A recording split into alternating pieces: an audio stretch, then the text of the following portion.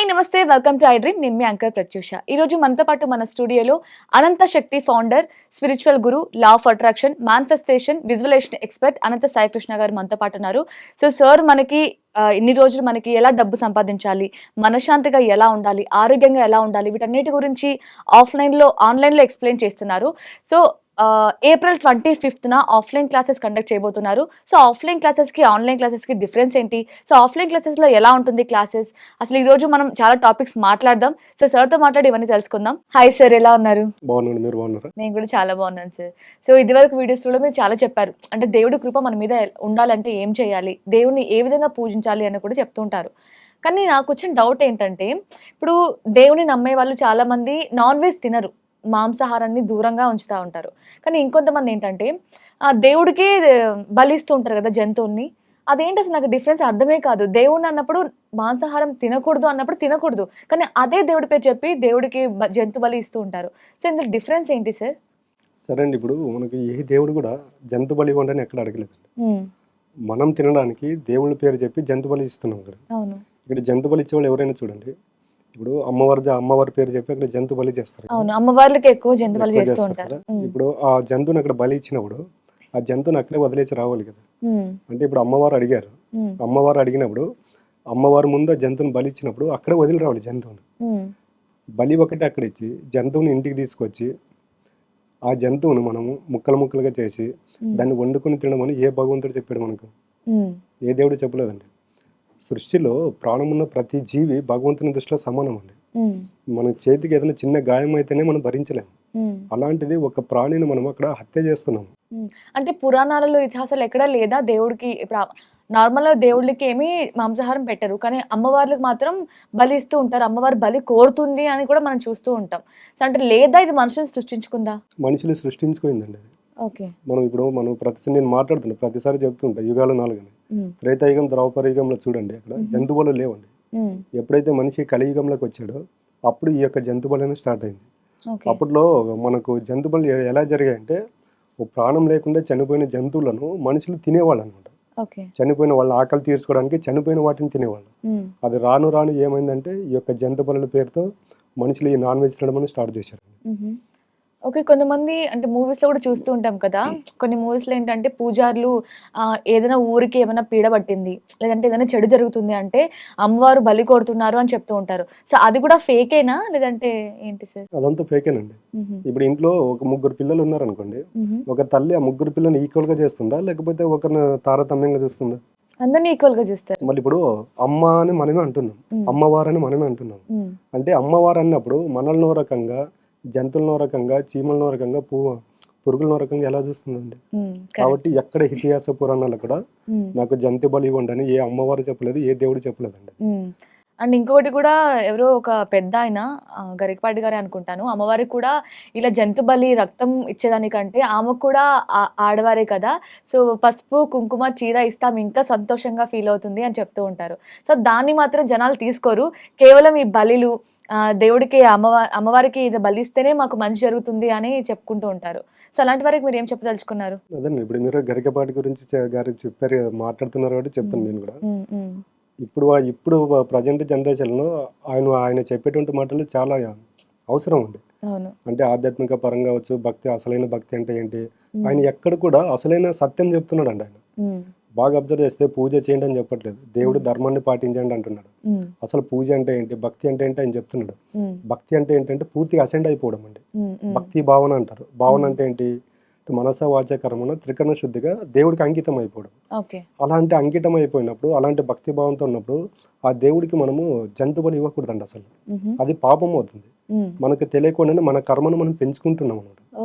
ఇప్పుడు చూడండి, మళ్ళీ అలాగే అంటే ఇప్పుడు వెంకటేశ్వర స్వామి ఉన్నాడు, శివుడు ఉన్నాడు, శ్రీకృష్ణుడు ఉన్నాడు, ఆంజనేయుడు ఉన్నాడు. వీళ్ళంతా దేవుడికి మనం ప్రతిరోజు నిత్యం పూజలు చేస్తూ ఉన్నాము.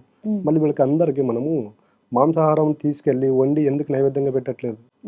అంటే ఎక్కడ కూడా ఏ దేవుడు కూడా నాకు దాని నైవేద్యంగా జంతు మాంసం పెట్టాలని ఎక్కడ లేదండి. అది మనం తినడానికి కోసం దేవుళ్ళ పేర్లు చెప్పి జంతు పనులు చేస్తున్నామండి.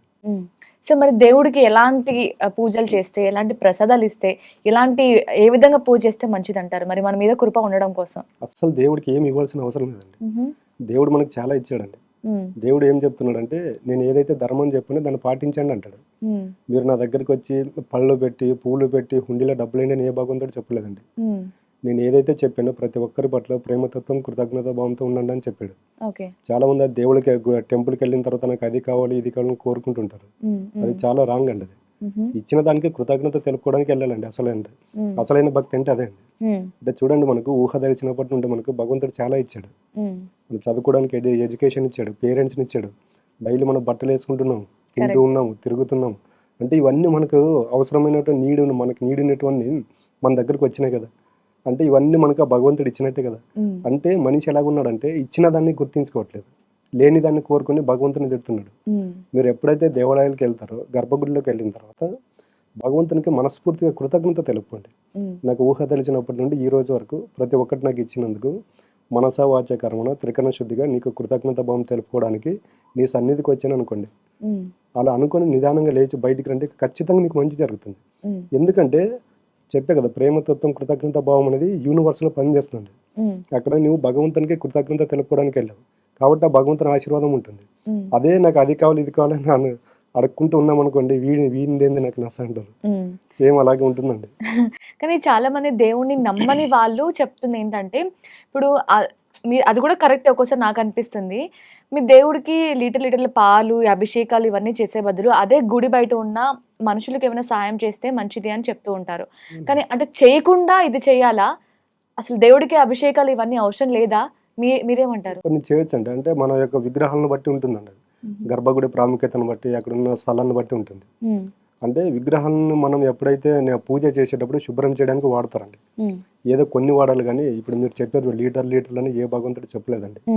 అవే అక్కడ ఎన్ని కావాలో అన్ని వాడుకొని మిగతా తెచ్చి బయట, ఇప్పుడు ప్రతి టెంపుల్ దగ్గర బయట భిక్షాటం చేసే వాళ్ళు ఉంటారు. అక్కడ ఎందుకు భగవంతుడు అనే దేవాలయాల దగ్గర ఎందుకు పెడుతున్నాడు అంటే, నువ్వు మాత్రం లోపలికి వెళ్ళి లక్షలు కావాలి కోట్లు కావాలని భగవంతుని అడుగుతున్నావు, బయటకు వచ్చి భిక్షాటం చేసేవాళ్ళు మనం 1 రూపాయి అడిగితే దానం చేయము. అంటే దేవుడు అక్కడే పెట్టాడు మనకి టెస్టింగ్. అంటే కాబట్టి ఫస్ట్ నువ్వు మారు, నీ ఆలోచనలు మారు, నేను నీకు సహాయం చేస్తాను అంటాడు. నువ్వు మాత్రం బయట అడుక్కునే వాళ్ళకి 1 రూపాయి ఇవ్వవు, వాళ్ళకి మనకి ఏం డిఫరెన్స్ ఉండదు కదా. వాళ్ళు మనల్ని అడుగుతారు, మనం దేవుణ్ణి అడుగుకుంటూ ఉంటాం. పాపం వాళ్ళు అడిగేది 1 రూపాయి 10 రూపాయలు అడుగుతారు, మనం మాత్రం లోపలికి వెళ్ళి లక్షలు అడుగుతాం. కరెక్ట్. కాబట్టి దేవుడు అసలు ఒప్పుకోడండి. Perfect example sir, 100% correct. మనకి ఎన్ని ఆలోచనలు ఉంటే ఇంత తెలివి ఉంటే దేవుడికి ఎంత. Correct sir. సో ఇప్పుడు మీ ఏమైనా క్లాసెస్ ఏమైనా కండక్ట్ చేస్తున్నారా సార్? దేవుడి కృప కోసం కానీ, డబ్బు సంపాదించడం ఎలా అని ఇలా ఏమైనా క్లాసెస్ ఏమైనా కండక్ట్ చేస్తున్నారా? ప్రతి ఒక్కటి ఉంటుంది మన దాంట్లో. వచ్చేసి ఆధ్యాత్మికం ఉంటుంది, భక్తి ఉంటుంది, పూజ గురించి ఉంటుంది, law of attraction, manifestation, visualisation, ప్రతి దాని గురించి ఉంటుందండి. అంటే భక్తి మార్గంలో ఉన్న వాళ్ళు ఎలాంటి పీస్ ఆఫ్ మైండ్ తో ఉంటారు, అది లేని వాళ్ళ దగ్గరికి డబ్బు ఎందుకు రావట్లేదని ప్రతి దాన్ని అక్కడ ఇంక్లూడ్ చేసి ఆఫ్లైన్ క్లాస్ లోనే చెప్పడం జరుగుతుందండి. Okay, nice sir. Thank you so much sir. Thank you అండి.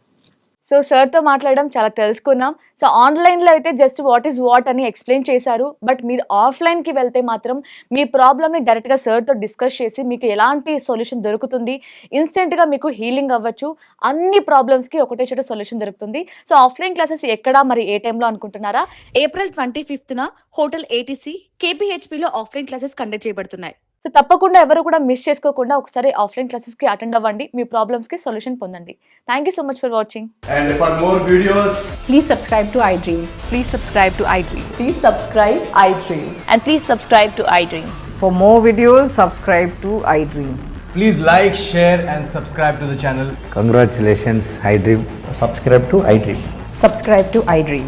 So subscribe to iDream Media.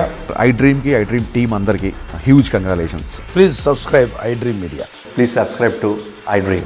Subscribe iDream. Please subscribe to iDream.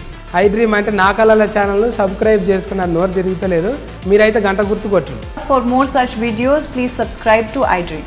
Subscribe to iDream. Please subscribe to iDream. Please subscribe iDream Media. Please do subscribe to iDream. Please subscribe to iDream Media. For best entertainment and information, please subscribe iDream. And don't forget to subscribe to iDream.